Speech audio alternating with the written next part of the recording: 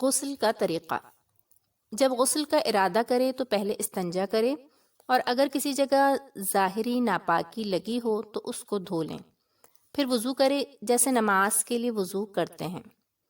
اگر پختہ جگہ یا تخت پتھر پر غسل کر رہا ہے تو پاؤں بھی ابھی دھو لیں۔ اگر کچی جگہ میں غسل کر رہا ہو تو پورا غسل کر کے آخر میں پاؤں دھوئے۔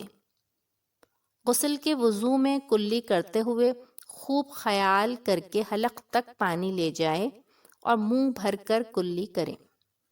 اگر روزہ نہ ہو تو غرارہ بھی کریں، اور ناک میں جہاں تک نرم جگہ ہے وہاں تک سانس کے ساتھ پانی لے جائے۔ وضو کے بعد تھوڑا سا پانی لے کر سارے جسم کو مل لے۔ اس کے بعد 3 بار سر پر پانی ڈالیں، پھر 3 بار داہنے کاندھے پر، پھر 3 بار بائیں کاندھے پر پانی ڈالے اور ہر جگہ خیال کر کے پانی پہنچائے۔ بال برابر بھی جگہ سوکھی رہ جائے گی تو غسل نہ ہوگا۔ اگر غسل کے بعد معلوم ہو کہ فلاں جگہ سوکھی رہ گئی ہے تو خاص اسی جگہ کو دھو لے، پھر سے پورا غسل دہرانے کی ضرورت نہیں۔ فرائض غسل۔ فرائض غسل 3 ہیں۔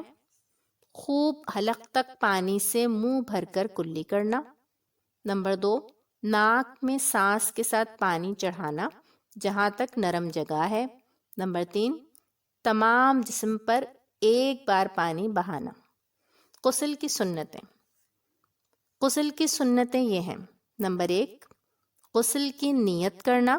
نمبر 2، اولاً ظاہری ناپاکی دور کرنا اور استنجا کرنا۔ نمبر 3، پھر وضو کرنا۔ نمبر 4، جسم کو ملنا۔ نمبر 5، سارے جسم پر 3 بار پانی بہانا۔ مکروہات غسل۔ غسل کے مکروہات یہ ہیں: نمبر 1، پانی بہت زیادہ گرانا۔ نمبر 2، اتنا کم پانی لینا کہ اچھی طرح غسل نہ کر سکے۔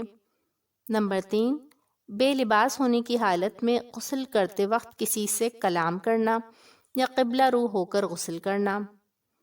کسی کو اپنا سطر دکھانا حرام ہے۔